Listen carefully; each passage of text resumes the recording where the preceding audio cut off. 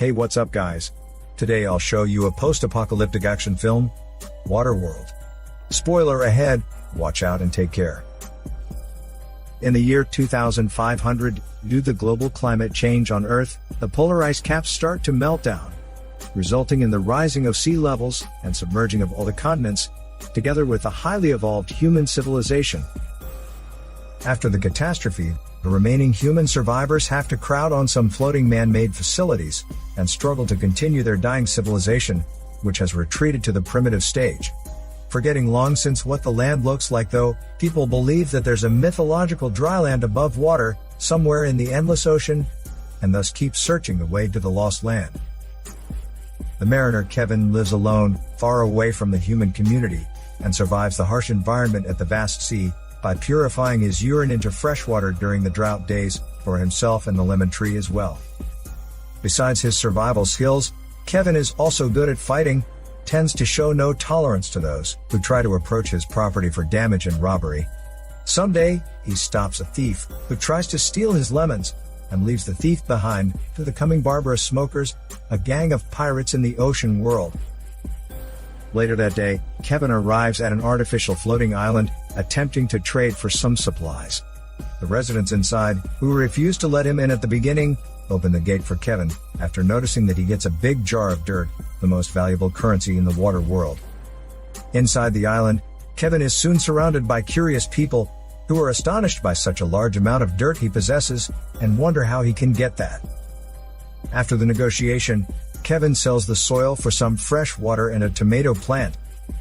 But right before his leaving, the community leader stops the dirt-rich guy Kevin, and asks him to impregnate his horny daughter, believing that Kevin's also rich in hormones. Kevin, however, believes that he's here to trade dirt, rather than his cheap hormones. He then refuses such a ridiculous proposal, and is about to leave with his supplies. Unhappy by the refusal, and suspecting Kevin's hormone condition, the leader sends his men to take control of Kevin for a body check, but is shocked to find that Kevin is actually a mutant, evolved with gills and webbed feet, which would allow him to live underwater for a long time. In fear of any potential threat to the pure human society, they put Kevin in confinement, and want to execute the mutant man they've met for the first time. But right then, the smokers approach the floating island, and launch their attacks on the fence, attempting to break in with the heavy machine gun shots. Under the violent attack, the smokers soon break through its defense system, and the panicked residents have to run for their lives, without any effective resistance. Meanwhile, Kevin is knocked down in the cage, and about to submerge entirely into the muddy water.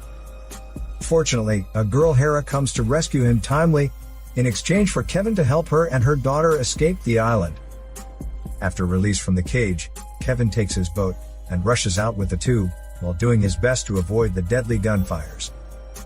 Before his leaving, Kevin tricks the smokers into shooting at their own ships, causing one of their ships to be blown up, and injuring their boss. After their successful escape, Kevin turns unhappy towards Hera and her daughter, considering that the two are just a huge burden to him, for they would share his freshwater, and slow down the ship. Later, he gets to know that Hera was supposed to escape with her father in a gas balloon, which however, was released too early, so Hera and her daughter were left behind. And the little girl, who shows her talent in painting, is actually Hera's adopted daughter, with a mysterious tattoo on her back, which is believed to be the roadmap to the legendary dry land, but it seems that nobody can read the map and find the land. On the other side, soon after taking all control of the island, the smokers begin to torture the residents for the little girl, for they also hear the rumor about the roadmap to dryland. However, they later get to know that the said little girl has been taken by Kevin, who's the exact guy just escaping out, and injuring the boss. In rage, the boss orders his men to hunt Kevin at all costs. Moments later, Kevin encounters a drifter, who shows him a piece of paper, and asks to exchange it for a fast hormone game with Hera. Kevin believes that it's a pretty good deal, and gives the man 2 minutes for the game. In exchange, he promises to allow Hera and her daughter to stay down. Without better choice, Hera has to accept the deal. To her surprise, Kevin later cancels the deal, and forces the man to leave, who, however, gets upset by the interruption. During the following confrontation, the poor man is killed, with all his supplies taken, but his fully loaded hormones.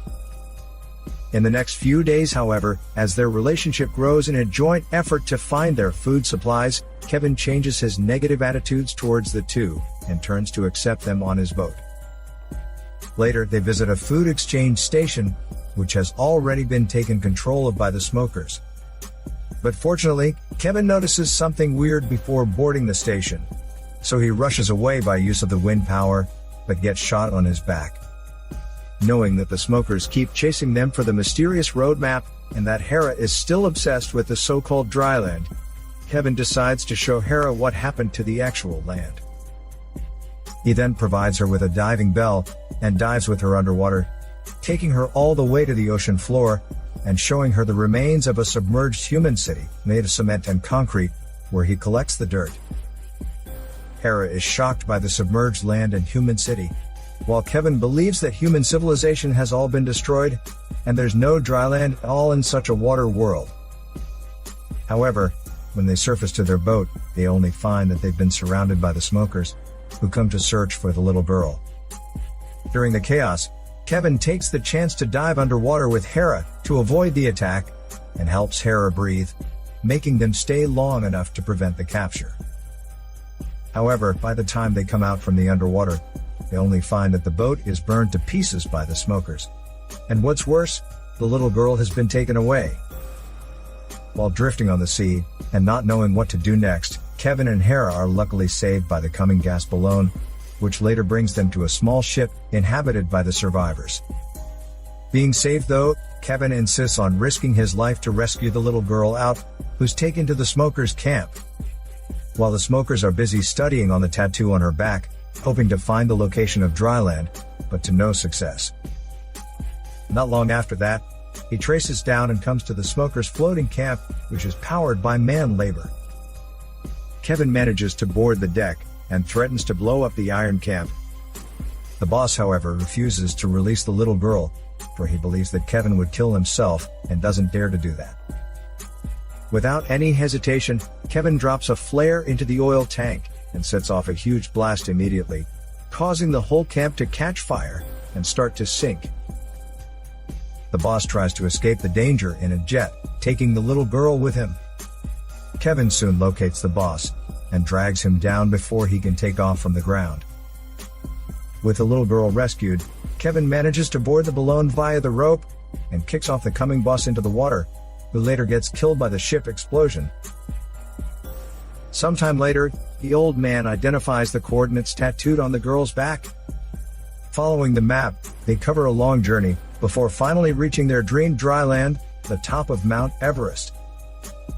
They search the land, and find a cottage on a hill, where they see the same paintings, and the remains of two human bodies, who they believe are the girl's parents. It's shown that the parents tattooed the roadmap on her daughter, and sent her out before their death, hoping that someday people in the water world could find the way to the last land. In the final scene, believing that he does not belong on dry land, Kevin gives Hera a non-hormone goodbye kiss, and sails back alone to his familiar water world, as Hera and the little girl bid him farewell in the far distance. This is Daniel CC Movie Channel. Peace out.